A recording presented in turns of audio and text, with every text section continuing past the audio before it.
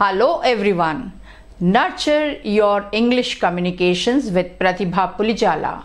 I am a corporate trainer and a talent nurture coach. Today we are going to understand the importance of listening. అంటే మనం ఎప్పుడైనా కూడా English స్పష్టంగా నేర్చుకోవాలి, అర్థం చేసుకోవడం చాలా ఇంపార్టెంట్. అంటే లెర్న్ లైక్ అ చైల్డ్ అని అంటాం.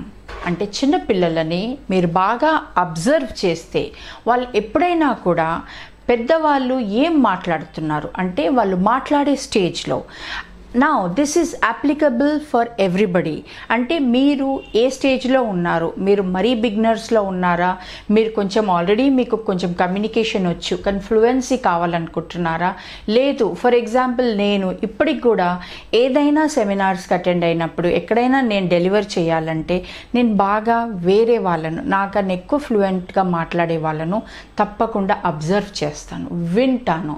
సో లిసనింగ్ బాగా విని పిల్లలు అబ్జర్వ్ చేస్తారు. అబ్జర్వ్ చేసేటప్పుడు ఏం అబ్జర్వ్ చేస్తారంటే వాళ్ళు మాట్లాడేటప్పుడు ఏమంటున్నారు అది వాళ్ళు చూస్తారు, దేన్ని కోసం అంటున్నారు, ఆ వర్డ్స్ ఏంటియో తెలియదు, వాళ్ళకి గ్రామర్ ఏంటిదో తెలియదు, వాళ్ళకి అది ఎందుకు మాట్లాడుతున్నారని మీనింగ్లోకి వెళ్ళరు, వాళ్ళు ఒట్టి అబ్జర్వ్ చేస్తారు, వాళ్ళు లిసనింగ్ చేస్తారు. ఆ లిసనింగ్ అనేది చాలా చాలా ఇంపార్టెంట్.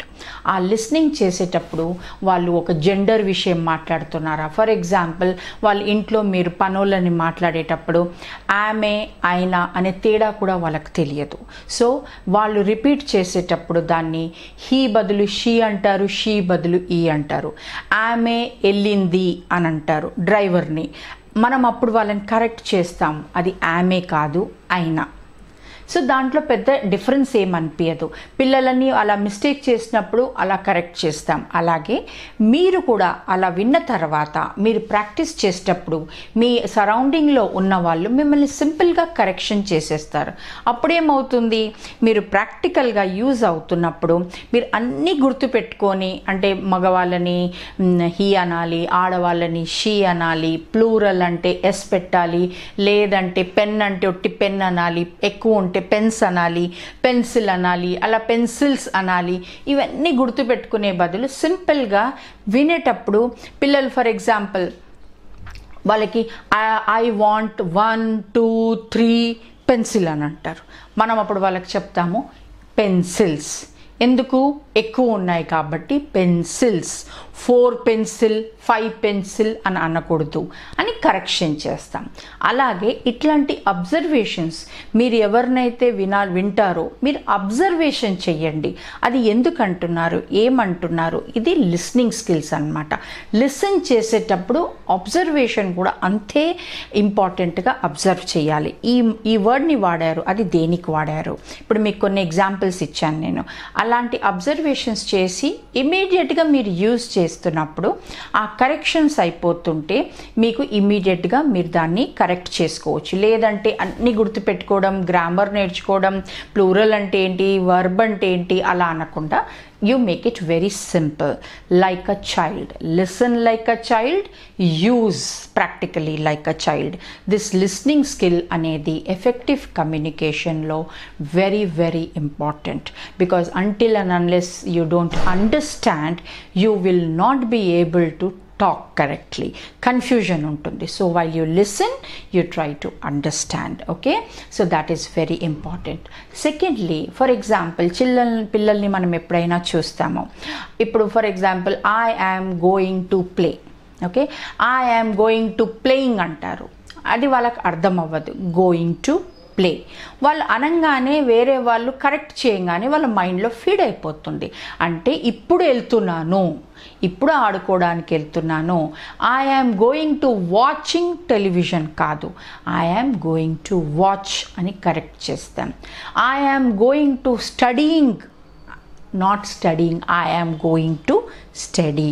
ఇలాంటి చిన్న చిన్న మిస్టేక్స్ అయినప్పుడు అప్పటికప్పుడే కరెక్షన్ అవుతుంది. అప్పుడు వాళ్ళకి అది ఏమని తెలిసిపోతుంది అంటే ఇప్పుడు చేసేది ఏదైతే ఉంటుందో, ఆల్రెడీ గోయింగ్ అంటున్నాము, ఆల్రెడీ స్టడీయింగ్ అంటున్నాము, 2 ఫ్యూచర్ టెన్స్లు ఒక్క దగ్గర రావు.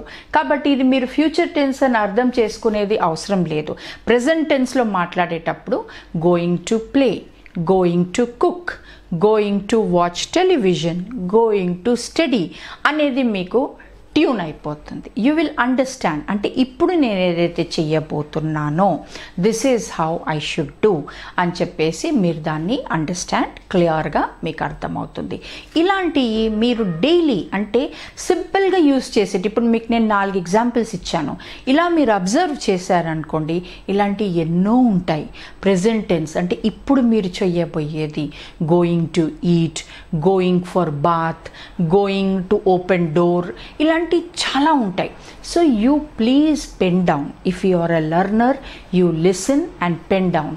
అన్నీ మీకు డైలీ అంటే డైలీ కామన్గా రెగ్యులర్గా యూజ్ అయ్యేటి మీరు పెన్ డౌన్ చేసి దెన్ అండ్ దేర్ లిసన్ చేసిన వెంటనే మీరు ప్రాక్టీస్ చేసుకున్నారనుకోండి, మీకు అది మైండ్లో ఫిక్స్ అయిపోతుంది. So this is how I should speak for a regular conversation, regular చెప్పడంలో.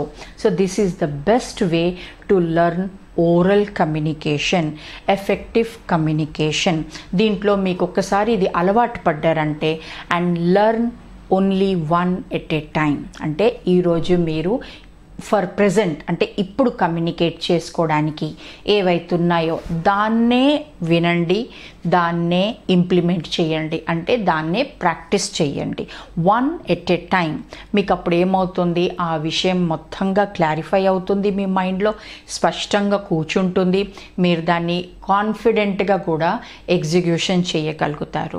So that when you are speaking you are not having any doubt, you are very clear. Future అంటే present టెన్స్లో నేను మాట్లాడేటప్పుడు this is how. అయితే ఎన్ని అయినా ఉండని, it can go to 50, it can go to 100 words, it can go to 100 sentences.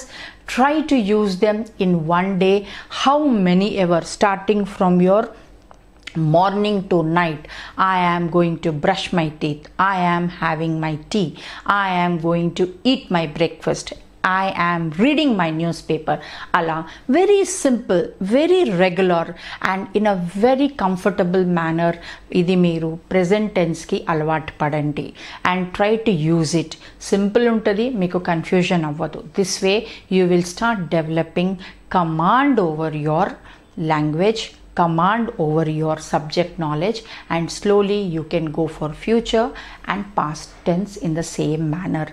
Learning, listening and implementing, this is the key for having fluency in your English communication. So happy listening and happy understanding your sentences. Follow these steps in a regular manner. Nurturing అంటే మీరు ఎప్పుడైనా కూడా ఒక మొక్కను నాటిన తర్వాత మీరు దాన్ని రోజు నీళ్ళు పోస్తారు, రోజు అబ్జర్వ్ చేస్తారు, అది ఎలా పెరుగుతుంది, దానికి ఏమవుతుంది. అలాగే ఇంగ్లీష్ కూడా దీన్ని మీరు ఒకసారి నేర్చుకోవాలి, ఇంకా ఫ్లూయెన్సీ పెరగాలి కంటిన్యూస్గా అనుకున్నప్పుడు you should keep nurturing that language. ఒక్కసారి నేర్చేసుకున్నానని కాదు, daily you should keep practicing on it. Then only you will start getting fluency and command over the subject. Okay, thank you very much. Best of luck.